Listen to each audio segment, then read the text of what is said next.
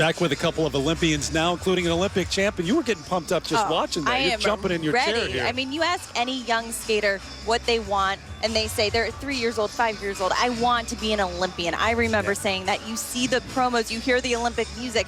The time is now. You have no more time to play around. So these skaters know, I've got less than a year. It's time. You start to feel the pressure a year out?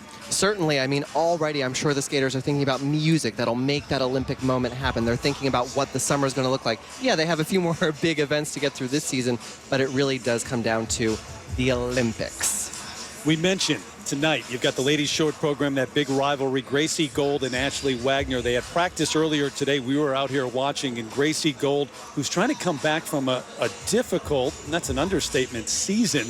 You go back last season to the World Championships and the disappointment not making it to the podium. It's continued throughout the year, guys. It's been really tough. When we spoke to her, though, when you ask her goal, I want to be an Olympic champion, and we talk about time, she doesn't have that much time to make up all of these losses. And I'm just not sure how she's going to be able to reset her mind and come out here and win this national championship. But she has the goods, so maybe she can. Surprise us, Gold. Well, you go back to the World Championships because she talks about it. She was in the lead and then didn't make it to the podium. She fell all the way down, and it was Ashley Wagner who came back and won a medal. It started there, and then she said she was just in the doldrums all summer long. It took her to the end of July to really get back out there. Well, Tara and I actually got to sit down with Gracie yesterday and talk through a lot of these issues, and she said basically she was so disillusioned with the season. She went to those World Championships to win, so imagine the disappointment of coming in fourth. That is something as a grown-up skater you have to learn how to deal with. We all have had to do that. But she said she took a few months off in the summer, and she now realizes that was the wrong choice. Set her back. When she was starting the Grand Prix Series, that was almost like her June. And she should have been competing at the top levels with the top skaters in the world. She shouldn't have done that. And now she is still very confident, considers herself the best skater that the U.S. has to offer despite her recent results. We'll have to see. Two ways that athletes communicate. They talk to you and they tweet. This is what she tweeted. "If you're going through hell, keep going." Quoting Winston Churchill. Very meaningful. Also the word she spoke with Andrea Joyce after that practice this afternoon. Listen. Gracie comes to Kansas City as the defending champion. And Gracie, so many of us remember vividly you jumping up and down last year when you came from behind to win the national title. How do you channel that emotion, that positive emotion here?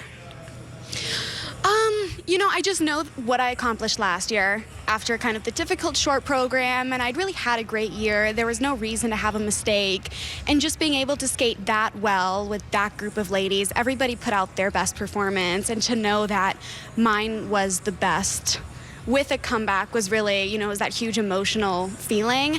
And, you know, now we're here in Kansas City, and it's time to make a new happy, glorious memory. So a lot has happened since then. You have talked very openly about your post-Worlds funk, I think is what you called it. Why has that been so hard to shake? Well, I think a lot of athletes go through it, and I don't think that it was an experience unique to me, but I decided to share some of my insights and what I was really feeling instead of just saying, oh, I'm not skating well, it's not going well, you know, skating is hard, ice is slippery. I decided to really share some of the other struggles I was having because it really wasn't my team. It wasn't my parents, you know, it wasn't the ice. You know, it was really, there were things that I was going through, and I wanted to share that. But I've learned so much about myself, I think, being honest with myself. So you made a phone call a month ago. You called your old coach, Alex Oryashev. Why did you do that, and what were you looking for at that point? I felt like I needed just a little change, a little recharge, a change of scenery, and I just felt really comfortable and safe with Alex. He was the one who really helped me when I was younger. He was one of my first coaches, and he helped me get the big jumps, and I felt like it was a familiar environment. A lot of the kids that I grew up with, they were 9 and 10, and now a lot of them are here competing. It's crazy how time flies, but... You haven't had a competition since you met with him, but you have the sense, even being in practices, that it's helped, that it's changed for you? Are you recapturing that joy that you've been trying to find?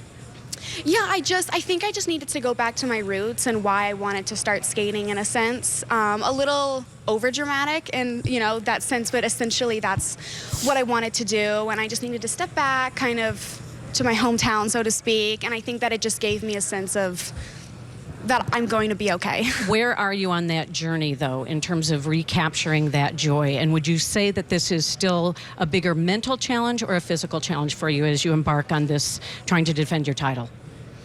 It's always been a mental challenge for me over the physical, but you can never discount the physical. Figure skating is an incredibly difficult sport. You know, what we're doing is not, it's nothing to laugh at. And mostly, though, for me, it's mental. It's that, the practices, the 20-minute warm-ups feel amazing, and sometimes I just miss the mark when I am really well-trained and I should hit it perfectly. But the joy is back, and I'm so happy to be here. That's why I'm here, and that's why I've been, giving interviews and traveling to all these places, because I've wanted, I've refound my love of skating. All right, welcome back. Thank you. Thank you, guys. Guys, you see athletes in any sport who are in a slump, they'll try anything. What do you make of what she's done and those words with Andrea today? Well, her honesty is refreshing, but now it's time to put the game face on. This is a sport. You're an athlete. Get it back.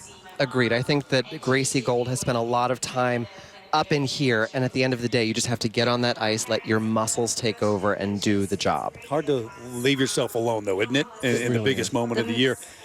She's been there before, though.